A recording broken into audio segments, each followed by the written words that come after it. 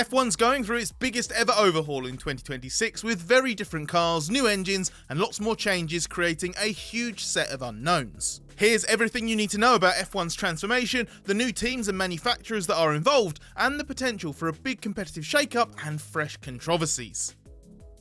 New 2026 engines are being heralded by F1 and the FIA as a 50-50 split between the internal combustion engine and electric power. The maximum electric power deployment will be 350 kilowatts, which is around 470 brake horsepower, with the V6 producing 400 kilowatts or 536 brake horsepower. So it's really just under 47% from the electrical side at most, and that ratio could shift even further if some manufacturers really are eking out even more horsepower with clever exploitation of combustion ratio rules. You can learn more about that fledgling controversy specifically in this video we made before Christmas. But for an engine still producing more than 1000 brake horsepower at its best, that electric split is an impressive increase from the original V6 turbo hybrids. It comes despite the removal of the MGU-H, which recovered thermal energy and was connected to the turbocharger. Overall, a 2026 engine is still a very complex project to manage though, given it requires a 300% increase in battery power. With all this comes a big question mark. How energy starved will the engines be over a race?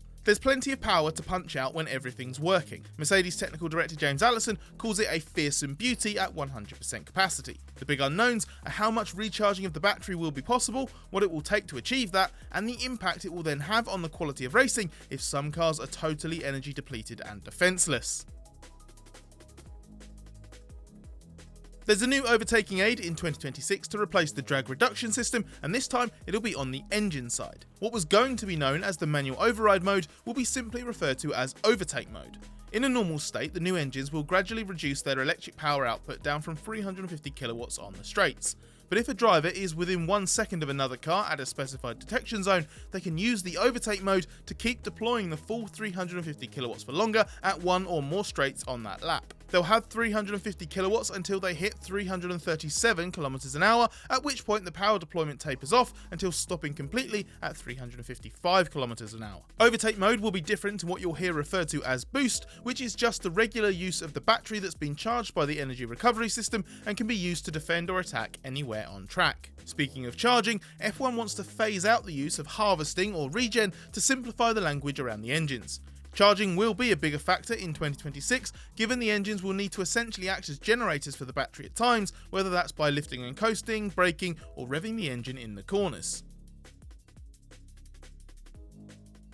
Two of the biggest bugbears of all drivers are being partially addressed in 2026, as the cars will be slightly smaller and lighter with the aim of making them better to drive and race. They will be slightly shorter by 200mm and narrower by 100mm. In terms of weight, it's a significant reduction of around 30 kilograms, ending a long run of the cars only getting heavier. The minimum mass will be 724 kilograms plus the nominal tyre mass, which should put the cars around 770 kilos in total. On top of that, the driver mass plus ballast must not be less than 82 kilos. It should be noted that's the minimum weight limit, and teams may find this very challenging to get down to at first. Despite the smaller, lighter cars, safety tests have been beefed up, as this is a no-compromise area for the FIA. And there's a visible new addition along the safety lines, with warning lights being added to the rear view mirrors in low visibility to help prevent side impacts.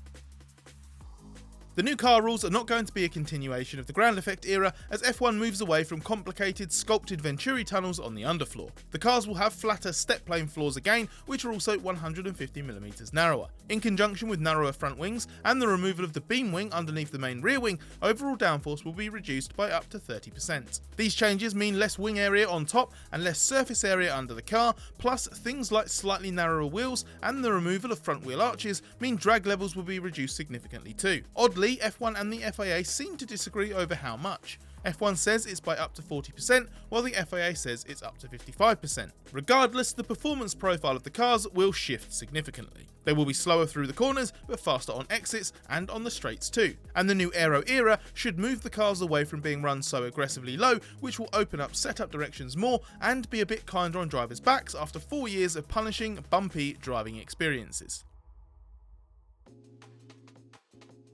While the DRS is gone, you'll still see a movable rear wing on the new cars. It just won't be called the DRS or serve the same purpose.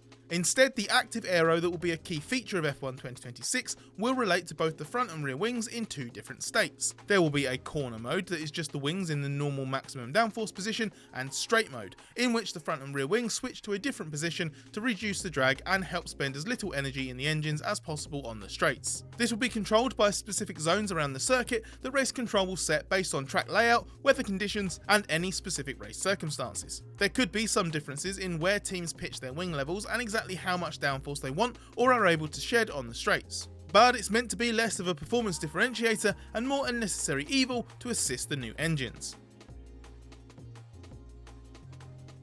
F1 switching to new so-called fully sustainable fuels in which the molecules need to be synthesized, manufactured, or generated from advanced sustainable feedstocks like non-food biomass or waste. The rigorous FIA certification extends to the whole supply chain and process, but as well as costing a lot of money to make workable, it's been described by some senior team figures as introducing as much risk as it may do performance. It's not just the composition of the fuel that's changing, it's the task it must perform. The uprated MGU-K and the removal of the MGU-H means the engines will function in a different way, and the fuel needs to change to maximise that. This could spark reliability trouble, with Williams boss James Vowles admitting one of his concerns is that it's simply unknown how the synthetic fuel will perform.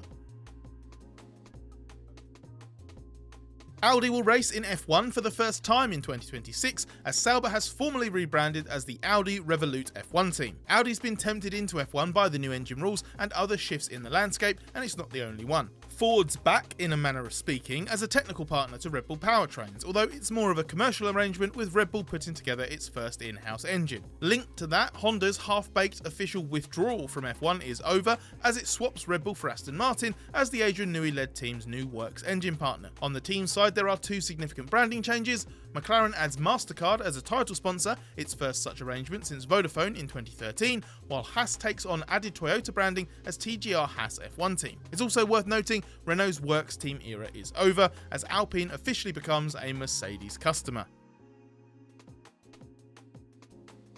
The arrival of Cadillac will grow the grid to 11 teams for the first time in a decade. But the team co-owned by General Motors, which will field experienced race winners Valtteri Bottas and Sergio Perez, is joining with low expectations in private, at least for the start. While this isn't something that a manufacturer like GM or the Cadillac brand can admit to easily, the new team will be at the back of the grid in 2026 and potentially last by a long way if it goes badly. Don't expect a repeat of Haas scoring points on its debut in 2016, as F1's in a very different state now.